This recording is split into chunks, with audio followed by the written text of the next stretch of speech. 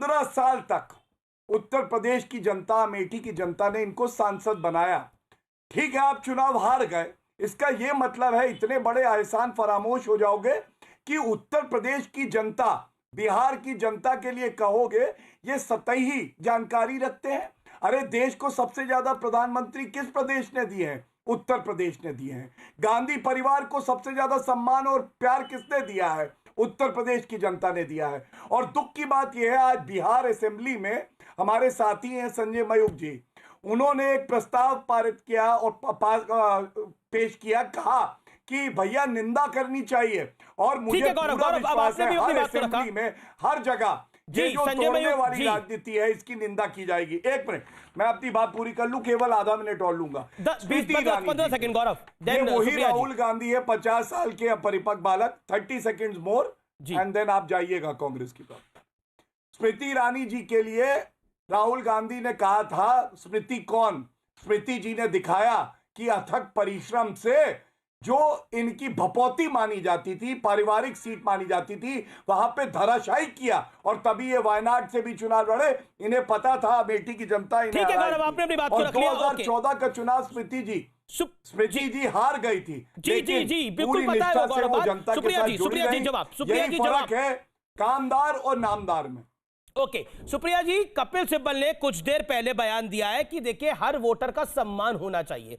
आनंद शर्मा ने कहा है जो राहुल गांधी है वही जवाब दे। उन्होंने क्या कहा है, क्या कहना चाहती हैं? क्या आपको लगता नहीं है कि आपकी जो बड़े लीडर्स हैं, पूर्व मंत्री हैं, जो कांग्रेस के थिंक टैंक माने जाते हैं, चाहे वो आजाद साहब हो, चाहे वो कपिल सिब्बल साहब हो, चाहे वो आनंद जी हो, ये लोग इस समय एक बैठक भी कर रहे हैं जिस तरह की खबरें आ रही हैं? क्या आपको लगता नहीं है it is a big embarrassment for the Congress party what Rahul Gandhi said?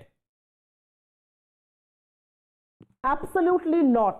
मैं सबसे पहले तो यह कहूंगी कि अगर भाजपा के प्रवक्ता ने अपशब्दों का प्रयोग मेरे नेता के लिए किया, अगर उन्होंने एक बार और भी अपरिपक्व बालक कहा, तो मैं उनके नेता को भी झांसाराम और ठेकू ही कहकर बुलाऊंगी। तो थोड़ा बहस का स्तर मेंटेन रहे, थोड़ा तर्क।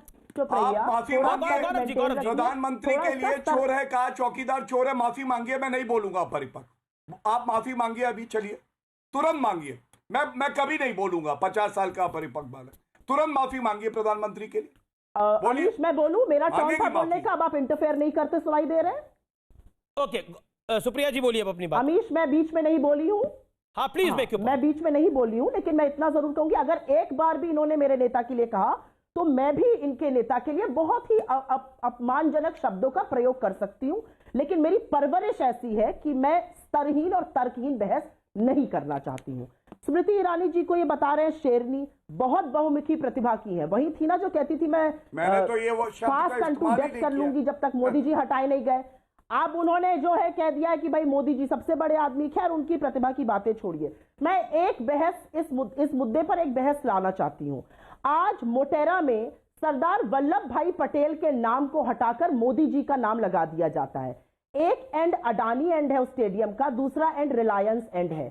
Amit Shah ji guest of honour थे, जय शाह जी प्रिसाइड कर रहे थे। लेकिन मुझे लगता है विषय, सुप्रिया जी, मेरा निवेदन है विषय में रहना चाहिए। आपको स्टेडियम की बात करनी हो, हम स्टेडियम की बात भी कर लेंगे, लेकिन अभी जो सवाल है उस पर आप जवाब दीजिए ना। हाँ, अभी तो उस पर जवाब दीजिए, मेरा निवेदन आपसे। क्योंकि आप देश की बात कर रहे हैं। मैं देश की बात ही कर रहा हूं। क्योंकि और मोटेरा स्टेडियम में अदानी एंड कब से है ये भी कर लीजिएगा।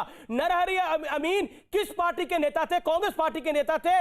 उन्होंने अदानी एंड क्यों किया था? नरहरि अमीन के परिवार से सवाल पूछेगा। देखिए, मुझे लगता है कि रिलायंस भी इस देश का हिस्सा है कि नहीं है, अदानी भी इस देश का हिस्सा है कि नहीं है।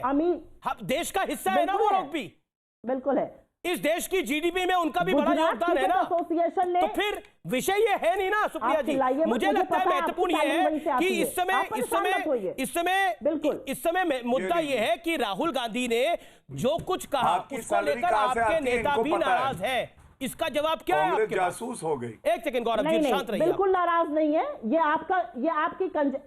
आपकी कंजेक्चरिंग है, बिल्कुल कोई नाराज नहीं है। मैं इसलिए ये उठा रही हूं मुद्दा क्योंकि आजादी के महानायकों का जब अपमान इस देश में होगा, जब सरदार वल्लभ भाई पटेल राहुल गांधी कितनी बार करने का बदला इस तरीके से सरदार वल्लभ भाई पटेल से बड़ा प्रेम है। मैं जानना चाहता हूं कि राहुल जी, प्रियंका जी, आप कितनी बारी केवड़िया गई सरदार वल्लभ भाई पटेल के स्टैचू ऑफ यूनिटी पे? मैं जानना चाहता हूं।